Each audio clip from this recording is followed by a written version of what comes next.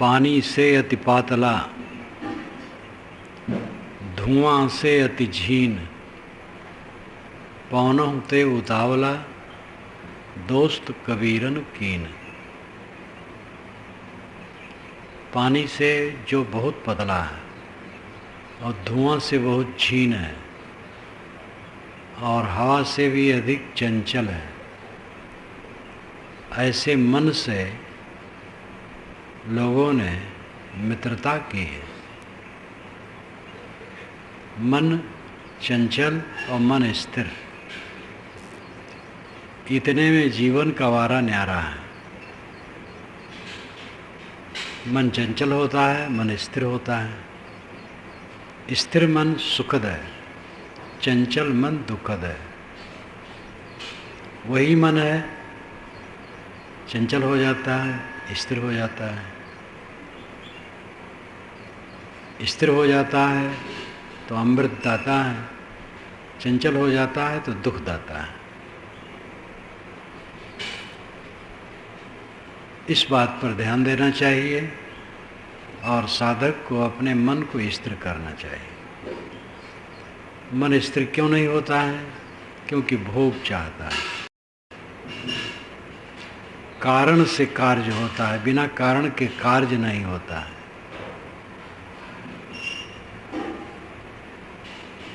कारण विद्यमान है तो कार्य होगा, कारण खत्म हो जाए तो कार्य नहीं होगा। भोग से चंचलता बढ़ती, भोग से हिंसा बढ़ती है। जो जितना भोगी होता है उतना हिंसक होता है, जो जितना त्यागी होता है उतना अहिंसक होता है। त्यागी अपने को मारता है, भोगी दूसरे को मारता है। डंडा लेके मारना, तलवार से मारना, बंदूक से मारना, ऐसा तो कभी कभी किसी से होता है।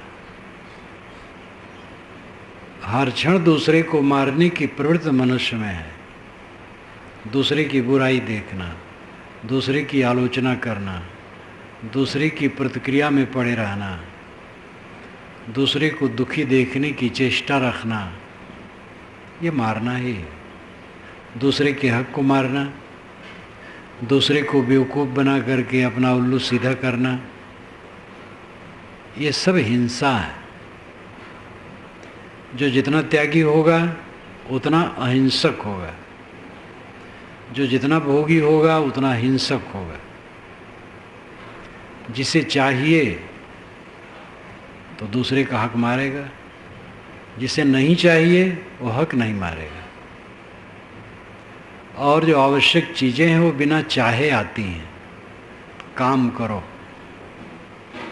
वैसे निकम्मे आदमी का भी गुजर होता है, आलसियों का भी गुजर होता है, लेकिन उचित नहीं, पाप है। आलसी नहीं होना चाहिए,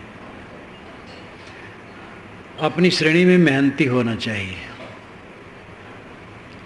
मेहनत करें, चीज़ें अपने आप आएंगी, चाहने की आवश्यकता नहीं है। और फिर चीज़ों के विषय में कोई सीमा नहीं है। जहाँ भोग की लालसा होगी वो पूरा पड़ेगा ही नहीं। जहाँ त्याग की भावना होती वहाँ हर समय पूरा है। संत डायोनीज 2000 वर्ष पूर्व, करीब करीब 2500 वर्ष, महान सिकंदर के समय वो था उसके देश में, डायोनीज। तो एक दार्शनिक आया उससे मिलने के लिए, वो राजाश्रय प्राप्त था। तो डायोनीज उस समय भोजन कर रहा था। तो भोजन में क्या था?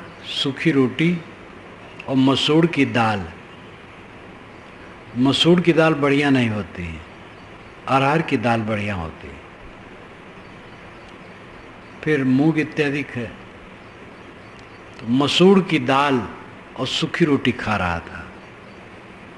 तो दार्शनिक हंसा और कहा, डायोनीज तुम राजा के पास नहीं जाते हो, राजा से संपर्क नहीं रखते हो, तो ये मसूर की दाल और सूखी रोटी खाते हो। डायनीज ने तुरंत कहा कि तुम अगर मसूर की दाल और सूखी रोटी खाने का अभ्यासी होते तो राजा के पास न जाते, जरूरत ही न पड़ती। कितना अंतर है। राजा से प्राप्त वाला व्यक्ति वो अपने को बहुत बड़ा मानता था, और राजा से प्राप्त रहेगा तो सुविधाएं रहेंगी, लेकिन सुविधा बड़ी चीज नहीं है, अंतर की ज्योत बड़ी चीज है। डायनीज मस्त संत था। सिकंदर का पिता मर गया। सिकंदर का पिता जब किसी देश को जीत के आता था तब लोग खुशी मनाते थे और सिकंदर उदास हो जाता था। तो इस प्रकार वो कई बार देखा। तो एक बार उसने कहा कि बेटा सब खुश होते हैं तुम उदास क्यों होते हो? सिकंदर ने कहा सब आप ही जीत लेंगे तो मैं क्या जीतूंगा। इतना हौसला उसको था। संजोग था पिता मर गया, तो बिल्कुल जवानी, उठती जवानी में वो राजा बना और विश्व विजय के लिए निकलने की चेष्टा की। ईरान से खास उसको द्वेष था, क्योंकि ईरान ने कभी उस पर हमला किया था, उस पर विजय करना था, लेकिन उसके मन में हौसला था कि पूरे विश्व पर विजय करो। ये एक मृगतृष्णा मात्र है। तो डायनीज से वो आशीर्वाद लेने गया था। डायनीज तो एक फक्कड़ साधारण जगह में रहता था, पड़ा अकेले। तो ये गया और कहा अपनी बात, मैं विश्व विजय करने के लिए निकलना चाहता हूँ। तो कहा विश्व विजय करके क्या करोगे?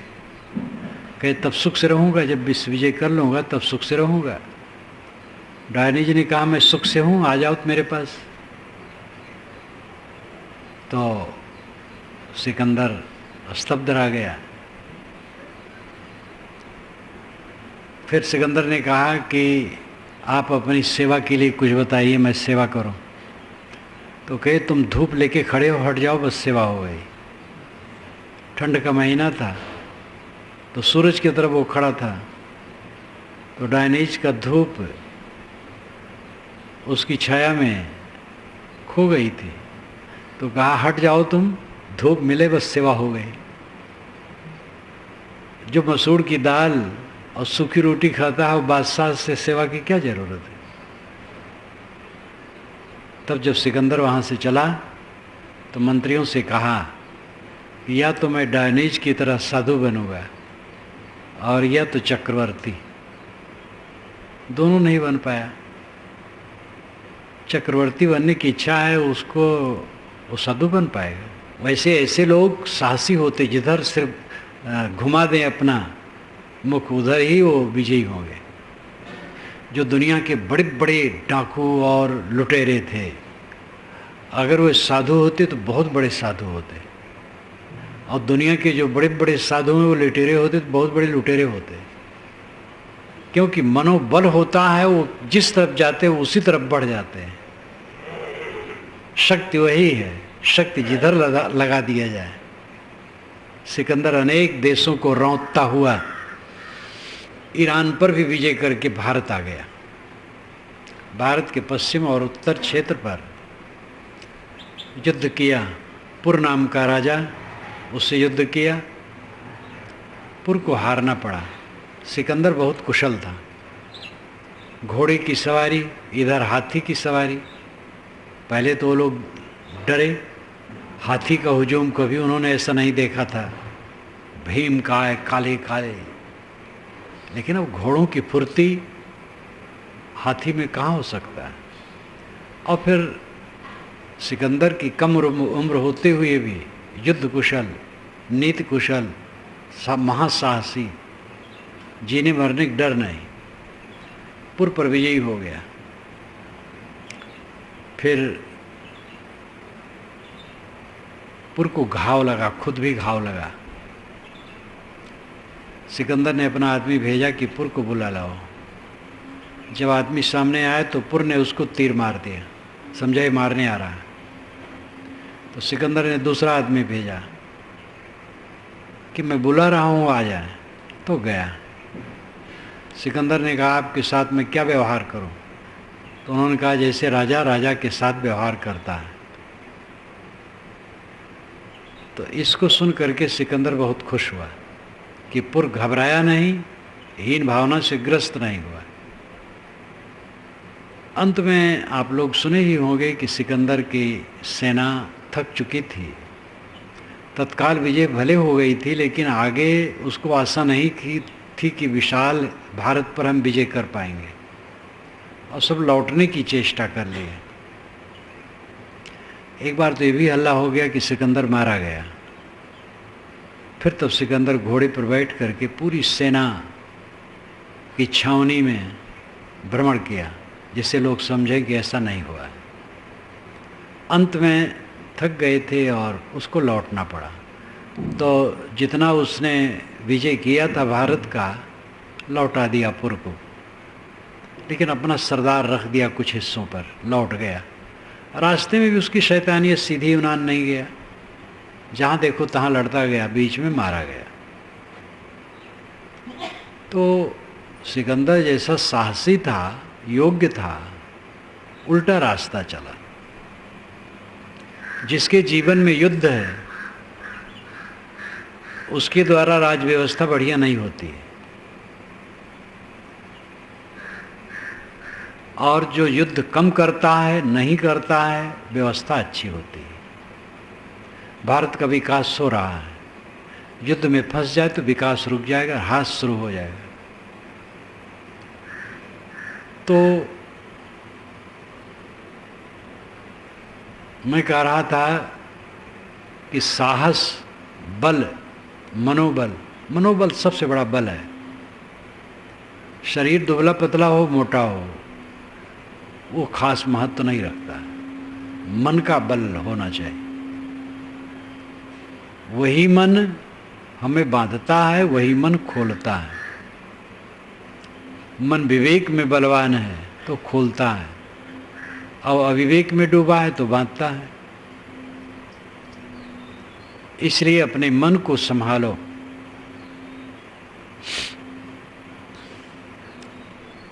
पानी ते अति पातला, धुआं ते अति झीन, पवनों ते उतावला, सो दोस्त कबीरन कीन।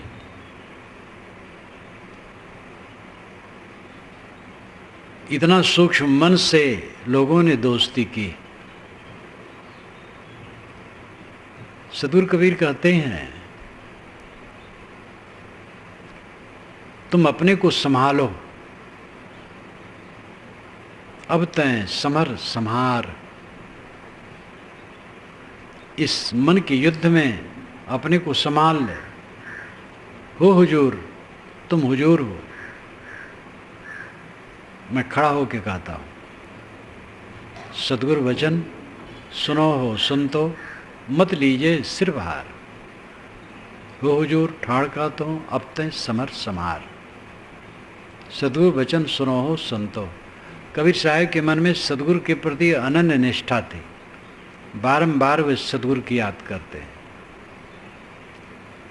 और ये फैक्ट है कि किसी भी दिशा में बिना गुरु के कोई भी प्रकाश नहीं मिल सकता है। कोई दिशा हो, कहीं का भी ज्ञान हो, काखा का ज्ञान, ABCD का ज्ञान, अलिफ बेपे का ज्ञान कराने वाला गुरु होता है। हाथ में वस्तु हो, परिचय कराने वाला ना हो तो पता नहीं लगेगा ये क्या वस्तु है। बोध के विषय में तो क्या पूछना है, सबसे ऊंची चीज है। यमाचार्य ने नचिकेता को समझाते हुए कहा है कि आत्मज्ञान अत्यंत सूक्ष्म है, और यह ग्रहण करने वाला पात्र हो और देने वाला पक्का सद्गुरु हो, रहनी बोध संपन्न, जिसको वेदांत की भाषा में कहते हैं श्रोत्री और ब्रह्मनिष्ठ। श्रोत्री हो और ब्रह्मनिष्ठ हो। श्रोत्री बहुत सुना हो, पहले पुस्तकें नहीं थी, पढ़ी नहीं जाती थी, सुना जाता था। गुरु सुनाते थे, शिष्य सुनता था, इसी में विद्वान हो जाते थे।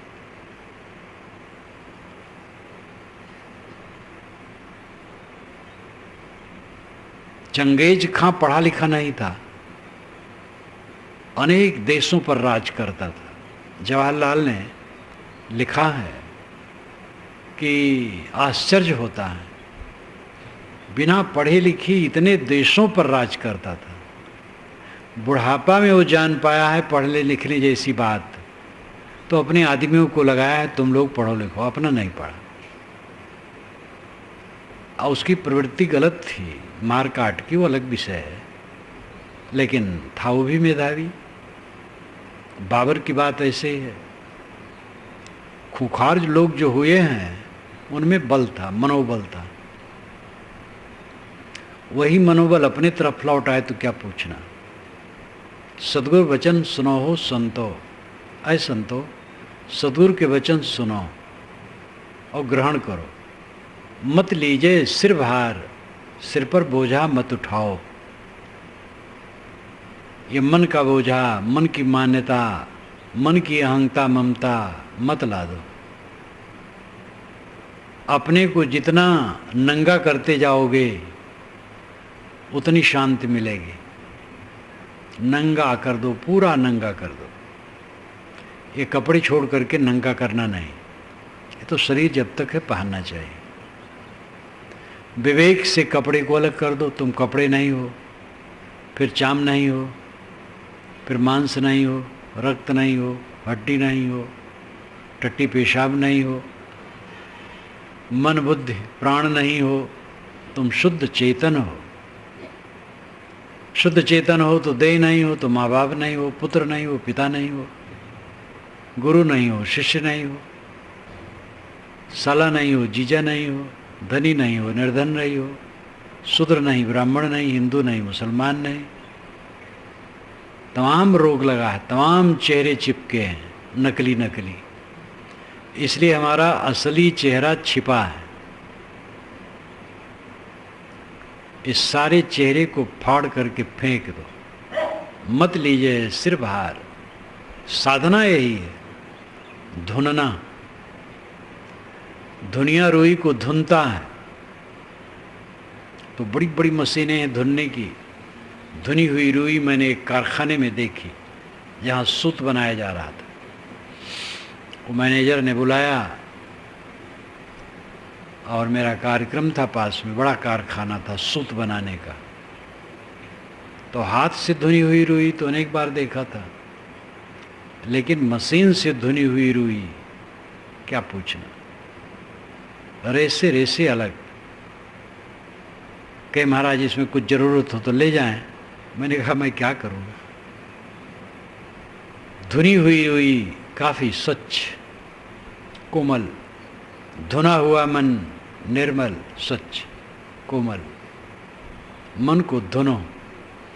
मन जुड़ता है, देह में जुड़ता है, अवस्था में जुड़ता है, नाम रूप में जुड़ता है, गुणकर्म में जुड़ता है, योग्यता में जुड़ता है, तमाम पद अधिकार में जुड़ता है, पता नहीं कहाँ कहाँ जुड़ता है। चच्चा चित्र रचो बड़ भारी, चित्र छाड़ते चित चित्रकारी। जिन यह चित्र विचित्र हुए खेला, चित्र छाड़ते चित चितेरा। चाकचर से सदगुरु उपदेश करते हैं कि इस चैतन्य ने बहुत भारी चित्र रचा है। चित्रों को छोड़ के चेत जा। बार बार वे जगाते हैं।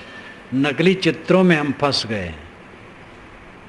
एक चित्र दीवार पर चिपका हो और उसके ऊपर हजारों चित्र चिपक गए हों, तो असली चित्र का कहाँ पता होगा।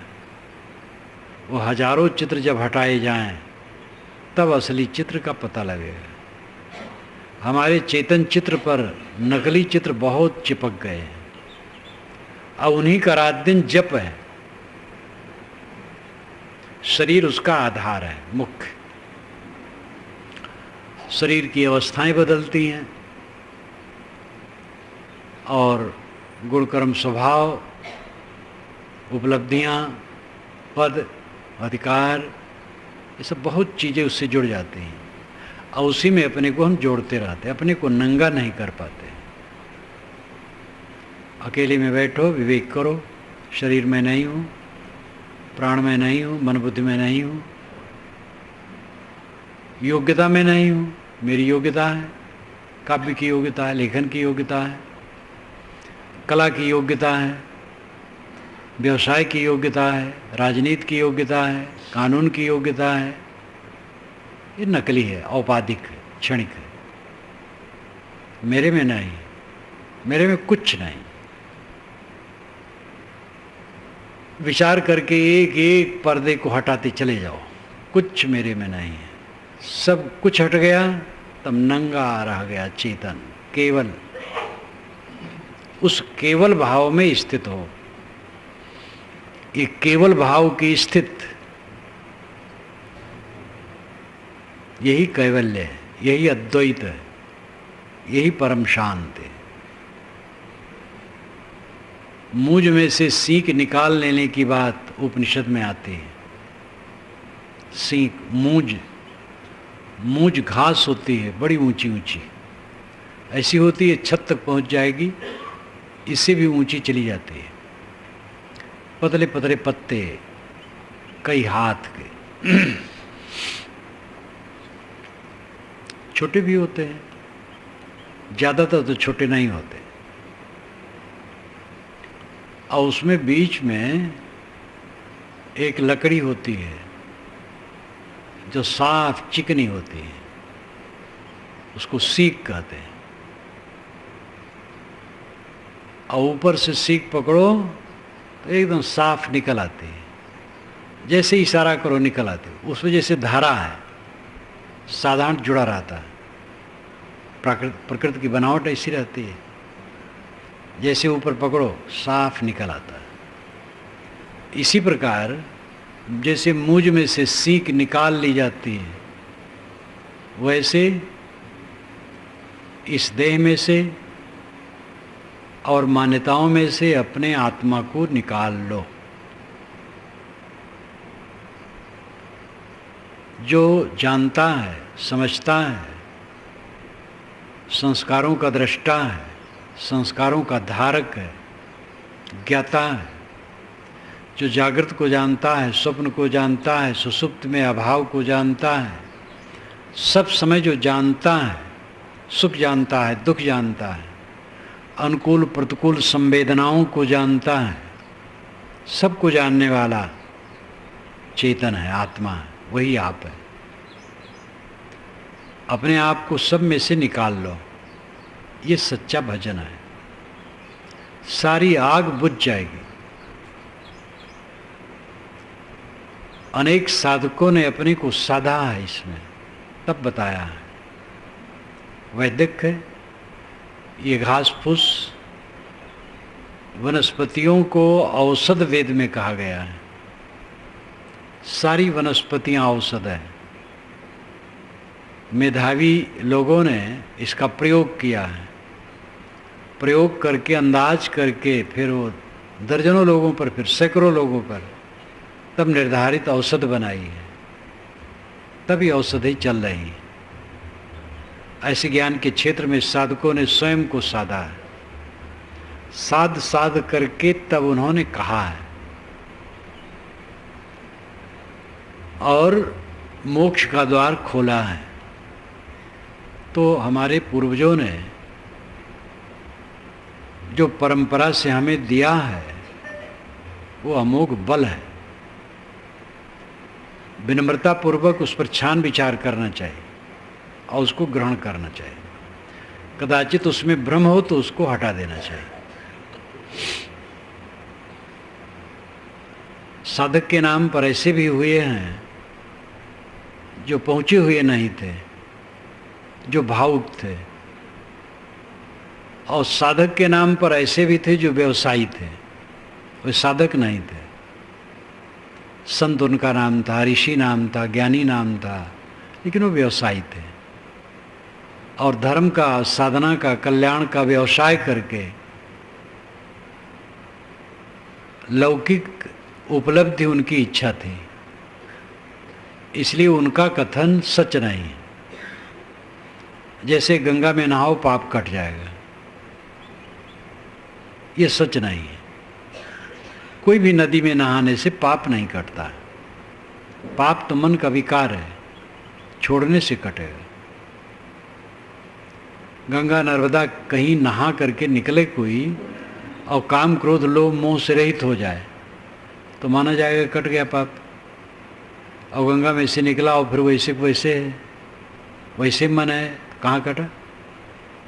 ये प्रमाण है। और युक्ति मैंने पहले कही, मन का मैल कटना ये पाप का कटना है। गंगम नहाने से या नाम जप लिया कट गया। नाम जपना ठीक है, गंगम नहाना ठीक है, लेकिन उससे पाप नहीं कट जाता है। पाप कटता है पुण्य का रास्ता पकड़ने पर। तो सस्ते नुस्खे लोगों ने बांटे, वो व्यवसायी थे, कई स्तर के थे। कोई भावुक था, कोई व्यवसायी था, अबोधी था। सरल हृदय थे लेकिन अबोधी थे, अबोध में कहा गए, भावुकता में कहा गए। और कितने काइयाँ थे, बदमाश थे धर्म के नाम पर। शायर बुद्धि बनाए के बाएं विचक्षण चोर, सारी दुनिया जाने गई कोई न लागा ठौर। ऐसे लोगों के लिए साहब ने ऐसी साखी कही है, शायर बुद्धि बनाए के, जिन्होंने अपनी बुद्धि को शायर जैसा बना लिया, समुद्र जैसा विशाल, लेकिन बाएं टेढ़े हैं और विचक्षण हैं, बहुत बुद्धिमान है लेकिन चोर है। धर्म के नाम पर वो भोग चाहते हैं, सारी दुनिया जाने गई। ऐसे लोगों के चक्कर में पड़ करके सारी दुनिया खराब हो गई, कोई न लागा ठौर। आज ही नहीं है भोग में योग सिखाने वाले, भोग योग सब साथ चल जाएगा। संभोग में समाधि बताने वाले आज ही नहीं, पहले भी थे। 2 नंबर का धंधा करने वाले धर्म के नाम पर पहले भी थे। इसके लिए तो पुस्तकों से आप जान सकते हैं। 18 पुराण और महाभारत,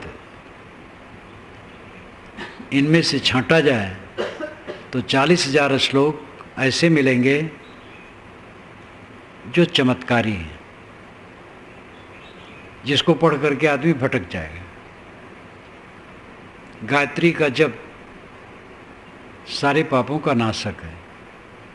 गुरु पत्नी के साथ अत्याचार किया हो, ब्रह्म हत्या किया हो, गो हत्या किया हो, भयंकर से भयंकर पाप किया हो, गायत्री जप लेने सब कट जाता है। आज ऐसे गुरु हैं जिनके पास रिजर्व मंत्र है, हत्या के लिए ये मंत्र है, हत्या किए हो तो ये मंत्र पढ़ो कट जाएगा पाप, व्यभिचार किए हो तो ये मंत्र से कट जाएगा। बाकायदे उनके पास मंत्र है, ले लो काम बन जाएगा। हरी झंडी पहले वालों ने दिखा दी है तो पीछे वाले दलालों को सहज ही मिल जाता है। आज ही गलत नहीं है, पहले भी गलत थे। लोगों की गलत धारणा है कि पहले सब अच्छा था, आज खराब है, आगे और खराब आएगा। अच्छे बुरे पहले भी थे, आज भी हैं, आगे भी रहेंगे। आज का ज़माना बहुत बढ़िया है, कितना विज्ञान युग, कितनी बातें सरल हो गई हैं। इसमें खतरे भी हैं, उसको क्या करेंगे, हैं सो हैं। अच्छे बुरे लोग आज हैं, पहले भी थे। नदी चलती है तो कहीं काटती है कहीं पाटती है, उसका स्वभाव है। जिस तरफ मुड़ जाएगी काट देगी, दूसरी तरफ पाट देगी बालू। अभी पीछे वर्षों में 2-3 वर्षों के पूर्व इलाहाबाद में बड़ी चिंता थी कि पूरब तरफ से गंगा काट रही है, एकदम शहर के किनारे बह रही। अब वहाँ से हट गई, अब की बार अर्धकुंभी में वहाँ से काफ़ी हट गई। अब उसकी धारा है, उसको आदमी बदल भी नहीं सकता है, और किसी धारा को बदलने के लिए फिर बहुत खर्च है, खरबों खर्च है, तो उसको कहाँ तक कोई करता रहेगा। नदी चलती है तो किसी तरफ काटती है किसी तरफ पाटती है। दुनिया की सारी संस्कृत सभ्यताएं चलती हैं, उसमें गुणदोष होते हैं। तो अच्छे बुरे लोग सब समय रहे हैं, भटकाने वाले सब समय रहे, जगाने वाले सब समय रहे, ईमानदार लोग सब समय रहे। यास्क मुनि का निरुक्त जब पढ़ा मैंने तब मुझे बड़ा सुखद आश्चर्य हुआ। मैंने कल बताया था यास्क मुनि ईसा के 800 वर्ष पहले हुए हैं और निरुक्तकार थे।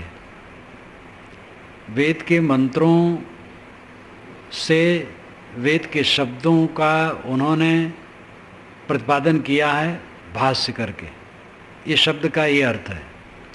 और फिर 22 निरुक्तकारों का उदाहरण दिया है। अमुक निरुक्तकार ने ये कहा, अमुक निरुक्तकार ने ये कहा, 22 निरुक्तकारों का उदाहरण है उसमें। लेकिन वो 22 का अलग से कोई ग्रंथ नहीं है, उनका सब लुप्त है।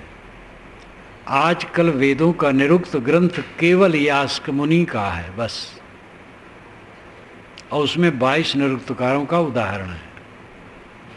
और उसमें उन्होंने, कल मैंने बताया था, वेद के मंत्रों के अर्थों को लेकर याज्ञिक लोग क्या अर्थ करते हैं इसका, ऐतिहासिक लोग क्या अर्थ करते हैं और आध्यात्मिक लोग क्या अर्थ करते हैं,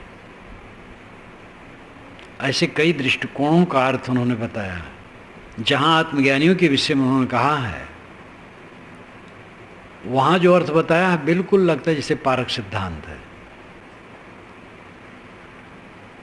अपनी तरफ लौटने वाले पुरुष पहले भी थे, न भटकना, कहीं भगवान और मोक्ष हो देवता न खोजना, अपने को देखना, अपने को शोधना, अपने में समाहित होना, इस ढंग की विधा पहले भी थी, ज्ञानी थे और ऐसा होता था। इसलिए अहंकार की कोई गुंजाइश नहीं कि ज्ञान का आधार केवल मेरा ही मत है। ज्ञान सब समय, एक बार तो मैंने भरी सभा में कही थी, विचार गोष्ठी थी, कबीर विचार गोष्ठी, जिसमें विश्वविद्यालय के भी दर्शन विभागाध्यक्ष इत्यादि मौजूद थे, इलाहाबाद की बात है। मैंने कहा कि अगर ये माना जाए कि कबीर साहब ने पहले बार सत ज्ञान दिया तो बहुत गलत हो जाएगा। सत अनादि है और उसको कोई व्यक्ति केवल आज जान पाए और अभी तक कोई न जाना हो। अब अगर ऐसा है तो सत है ही नहीं, सत अनादि से है। और इसमें तो कबीर साहब को ईश्वर बनाना हो गया। अब अगर कबीर साहब मनुष्य हैं तो और मनुष्य भी जान सकते हैं, पहले भी जान सकते होंगे। और कबीर साहब ईश्वर हैं तो ईश्वर अभी बताने आया, पहले नहीं बता सका। तो ये बहुत गलत बात होगी कि कबीर साहब ने पहले पहल सत्य कहा। सत्य सदा से है और सत्य के वक्ता सदा से है। सत्य सबका स्वरूप है। सत्य कौन है? आप खुद सत्य हैं, आपसे बढ़कर के सत्य कौन होगा? जो सत्य चाहता है, सत्य खोजता है, वो परम सत्य है। और जिसकी दृष्टि अपने तरफ लौट जाएगी वो सत्य को समझ लेगा। राम रहस्य साहब ने इस पर बहुत बढ़िया वर्णन किया है कई जगह पंचग्रंथी में। और फिर कबीर साहब के लिए वो संकेत किया है कि उनको ऐसे ज्ञान हुआ, स्वयं मंथन से हुआ। तो जो कोई अपने तरफ लौट आएगा उसी को ज्ञान होगा। हाँ, ये कहना होगा कि कबीर साहब का जो निर्णय है, जिसका पारक सिद्धांत स्वरूप सामने आया है, वर्तमान काल में इतना साफ सुथरा उनके मार्ग में है। और में भी आंशिक है, लेकिन सर्वांश सफाई पारक सिद्धांत में आजकल दिखाई देता है। लेकिन ये मान लेना कि ऐसा पहली बार हुआ, ऐसी बात नहीं, कभी भी हो सकता है।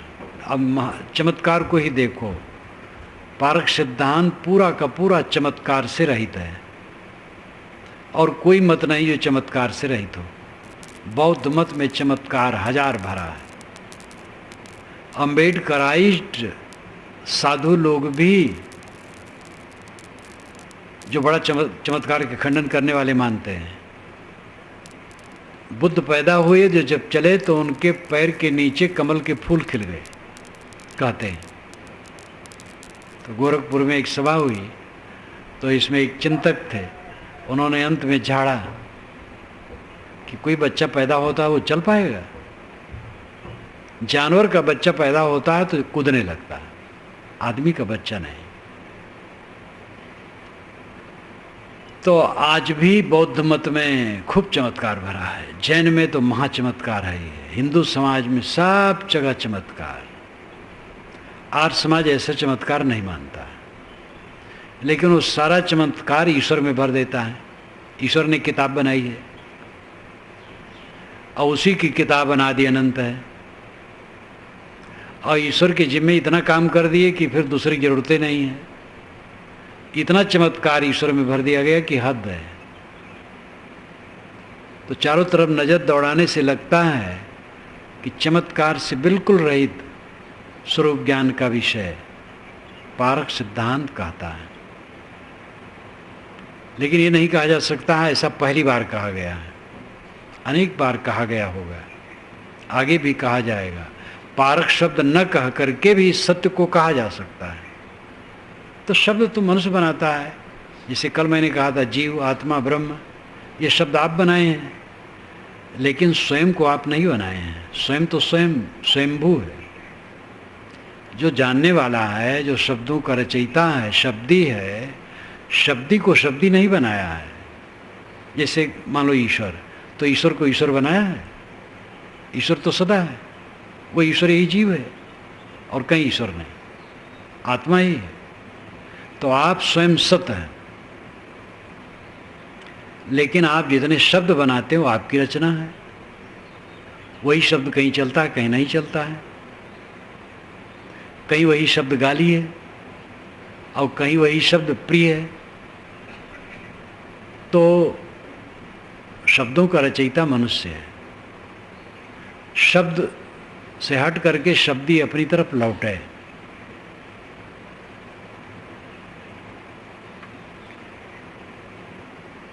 तो साहब कहते हैं सदगुरु वचन सुनो हो संतो, मत लीजिए सिरभार। ऐ संतो, संतों से मतलब हम लोगों के कपड़े वाले नहीं। संतों से मतलब जो सत्य को चाहे वो सब संत। श्रोता मात्र संत है, इसलिए पूर्ण साहब ने अर्थ भी किया।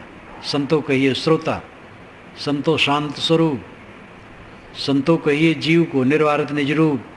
इतना उदार संत की परिभाषा। श्रोता संत है, जीव श्रोता है, जीव संत है। संत सत शब्द से बना है,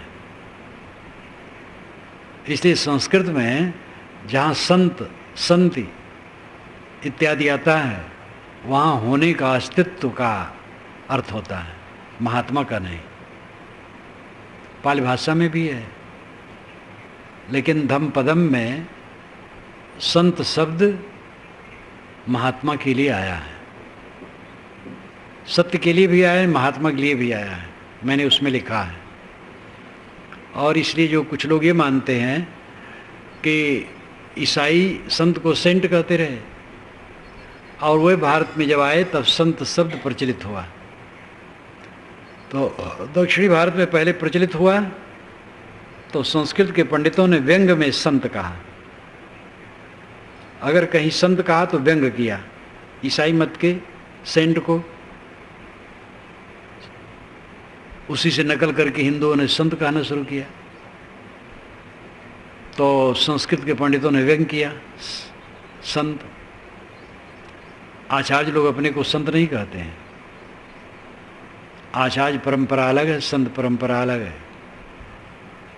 अभी मैं नडियाद में था तो वहाँ के महंत जी से बातचीत हो रही थी, तो उन्होंने कहा कि जब मैं शंकराचार्यों को कहा कि आप लोग जात पात छुआछूत कैसे मानते हैं और ऐसा करना चाहिए, तो एक ने कहा देखिए आप संत परंपरा के, हम आचार्य परंपरा के हैं, तो दोनों में भेद है। तो इन्होंने कहा तो फिर आज के अनुसार विचार कीजिए आप लोग आचार्य परंपरा वाले, वे उदार विचार के हैं, नडियाद के महंत जी। मानो को मानो समझना चाहिए। तो इस प्रकार एक धारणा लोगों में है, लेकिन ये धारणा दूषित है। धम पदम की जो गाथा है ये ईसा के जन्म के पहले की है। ईसा जब जन्मे हैं उसके कुछ समय पहले ये बन गया है। ईसा के जन्म के 100 वर्ष 50 वर्ष पूर्व तक तो बन गया होगा। उसी समय त्रिपिटक लिखा गया है। तो ईसा के जन्म के पहले संत शब्द धम पदम में आया है और वो संत के लिए है। जहाँ सत्ता के लिए वहाँ मैंने सत्तार्थ किया है, लेकिन वहाँ संत के लिए है। दूसरे अर्थकार भी उसको संत ही मानते, महात्मा ही मानते। एक बात ये भी आप लोग ध्यान दें कि संत शब्द ईसाइयों से लिया गया है। जो लोग कहते हैं वो भ्रम में है। संत शब्द संस्कृत साहित्य में भी संत शब्द आया है। तो सदगुरु वचन सुनो हो संतो, मत लीजिए सिरभार, सिर पर बोझा न लो। ये थोड़ा थोड़ा संकेत जो साहब का है इतना मार्मिक है कि उसके महर्मी उसको जानेंगे। भार न लो, इतना भार कहना बहुत हो गया। मत लीजिए सिर भार। सिर भार क्या है? आंगता ममता करना, किसी भी जड़ पदार्थ में अपने को जोड़ देना, बोझा लेना। मैं देह हूँ, मेरा नाम है, मेरा रूप है, मेरा गुण स्वभाव है, मैं विद्वान हूँ, मैं धनवान हूँ, मैं गरीब हूँ, मैं हीन हूँ, मैं महान हूँ। ये सब जोड़ते हैं हम अपने अपने नाम रूप में, अपने को नाम रूप में जोड़ते हैं, ये बोझा लेते हैं। ये सब में कुछ नहीं, शुद्ध चेतन, सब बोझा उतर गया। हो हुजूर, ठाड़ कहता हूँ। साहब कहते तुम हुजूर हो, मैं खड़ा होके कहता हूँ। इस प्रकार गुरु होना चाहिए जो शिष्य को कहे कि तू हुजूर है। हुजूर स्वामी सरकार। हम लोग जब पढ़ते थे, अंग्रेज गवर्नमेंट की ज़माने की बात है, तब मास्टर जब बैठता था तो हाजिरी लेता था, रजिस्टर सामने रखता था, नाम लेता था, केशव। तो लड़का बोलता था हाजिर हुजूर। हाजिर जनाब कोई कहता था, कोई हाजिर हुजूर। माधो हाजिर हुजूर, साधो हाजिर हुजूर, कोई कहे हाजिर जनाब। अब बदल गया है। जब से हिंदी भाषा हुई, भारत आज़ाद हुआ, तो हिंदीकरण हुआ। तो हुजूर मालिक श्रेष्ठ महान हो। हुजूर, तुम हुजूर हो, मालिक हो, महान हो, श्रेष्ठ हो। तुम क्यों अपने को तुच्छ मानते हो? अब तय समर संहार, समर में अपने को संभाल ले, युद्ध में अपने को संभाल ले। युद्ध लगा है मनोविकारों का, उससे अपने को संभाल लो। अपने मनोविकारों को मारो, भीतर लड़ो, बाहर नहीं। बाहर किसी से न लड़ो, बाहर सिर झुका के चलो। सिर झुका के चलोगे विजयी रहोगे, सर्वत्र ये समझ लो। लड़ोगे तो विजयी नहीं रहोगे। देश की बात है, जब कोई देश लड़ाई करने आपके ऊपर हमला करे तो लड़ जाओ, ठीक है। लेकिन आध्यात्मिक दृष्टि से अपने को ही मारो। व्यवहारिक दृष्टि से भी घर में हो, परिवार में हो, तो लड़ लड़ करके शांति थोड़े होगी। पत्नी से, बच्चे से, भाई से, माता से, पिता से, पड़ोसी से जितना लड़ोगे उतना दुखी रहोगे।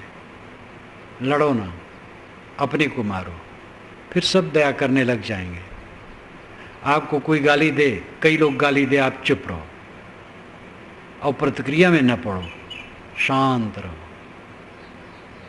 और जब बोलो तो मीठा बोलो, वो लोग स्वयं दयावान हो जाएंगे।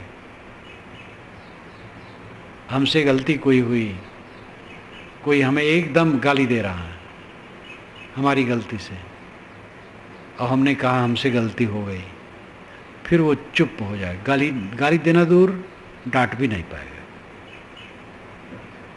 स्वीकृत बहुत बड़ी बात है, लेकिन ये कमजोर स्नायु का आदमी नहीं सह पाएगा। बलवान लोग उसे कहते जो दूसरे को पीट दे। बलवान है वह है जो सह ले। दूसरे की पीटे तो क्या सिंह भी फाड़ खाता है। ये जानवर एक दूसरे को नोचते रहते हैं। ये बलवान है, क्रूर है, बलवान नहीं। बलवान वह है जो सह ले, घात प्रतिघात सह ले, सबकी बात सह ले, वो बलवान है, धन्य है वो। ऐसा करके देखो तो आपका लड़का ही कटु कहा, आप सह लो।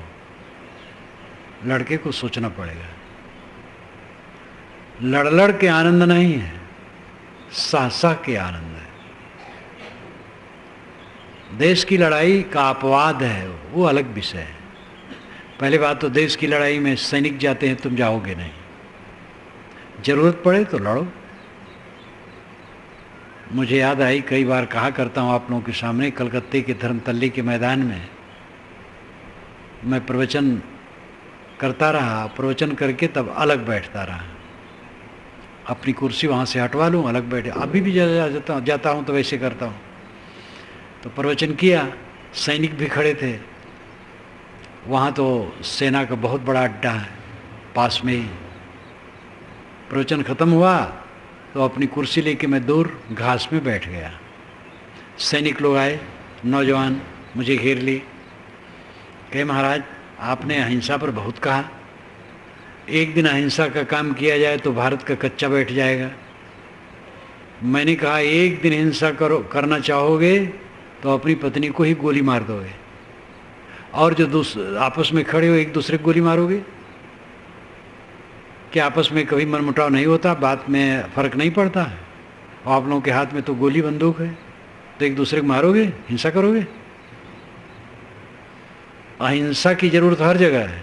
आप लोग भर्ती हुए इस सेना में, और आप लोगों में करीब करीब 99% लोग सेवा मुक्त हो जाते, किसी पर गोली चलाने का अवसर नहीं पड़ता है। तो गोली चलाने की जब जरूरत पड़ेगी तब मुझे भी कहिएगा कि मुझे भी एक बंदूक दीजिएगा, मैं आप लोगों के साथ चलूँगा लड़ने के लिए, देश के लिए। लेकिन हर जगह जो लड़ाई कर रहे हैं वो बंद करें, बीवी से, बच्चों से, घर से, मित्र से। तो सब हंसने लगे कि महाराज आपने व्याख्या कर दी, अब समझ में आ गया। अहिंसा की जरूरत हर समय है। लड़ाई में तो जिसको हम मारते उसके लिए बैर भी नहीं रहता है, वहाँ तो एक अंधा काम है और आज काज के लिए करना पड़ता है। जो हमला करते हैं वो तो महापापी हैं, लेकिन जो हमला से अपने को बचाते हैं उनको पापी तो हम नहीं कह सकते हैं। आत्मरक्षा है। तो स्थान विरुद्ध प्रश्न ठीक नहीं है। शाकाहार पर बोल रहे थे, एक ने कहा अगर टुंड्रा टैगा में हो तो टुंड्रा टैगा पृथ्वी का उत्तरी क्षेत्र जहाँ पर ठंडी 6 महीने का रात दिन खाने पीने की चीज़ वस्तु मिलती नहीं है, तो वहाँ लोग जानवर मार के खाते हैं, जो बर्फ़ों में मछलियाँ होती हैं। तो मैं तो भारत में बोल रहा हूँ, टुंड्रा टैगा में थोड़े बोल रहा हूँ। वैसे एडोल्फ जस्ट ने तो रिटर्न टू नेचर में लिखा है कि ईश्वर ने दुनिया बनाई तो टुंड्रा टैगा वालों के लिए भी अहिंसा का रास्ता है। वो तो और समाधान करने की चेष्टा की है। तो लोग अनवस्थान प्रश्न करते हैं, अपने को मारो, शांति चाहो, सुख चाहो, अपने को मारो, या आपा को डार दे दया करे सबको। वो हुजूर ठाड़ कहता हूँ, अब तक समर संहार, समर में संहार, समर इन युद्ध, संहार संभालना। मनोविकारों के युद्ध में अपने को संभाल लो, हारो मत, लड़ो। जो अपने से लड़ता हो दूसरे से नहीं लड़ता, जो अपने को मारता हो दूसरे को नहीं मारता, जो अपने को धिक्कारता हो दूसरे को नहीं धिक्कारता है। जो अपने अहंकार को कुचलता है वो दूसरे को नहीं कुचलता है, वो अमृत हो जाता है। यही रास्ता है। ये रास्ता एक मत का नहीं है, ये रास्ता सार्वभौमिक है और दुनिया के समस्त संतों का इस पर हस्ताक्षर है। कोई भी मत हो, मत तो बनते बिगड़ते रहते हैं, दुनिया के समस्त संतों का हस्ताक्षर इस पर है। कल्याण का रास्ता आत्मशोधन है, आत्मर्दन है। आत्मर्दन का मतलब दूसरा भी हो जाएगा, अपने को हीन समझ करके अपने ही कुचल देना, ये नहीं।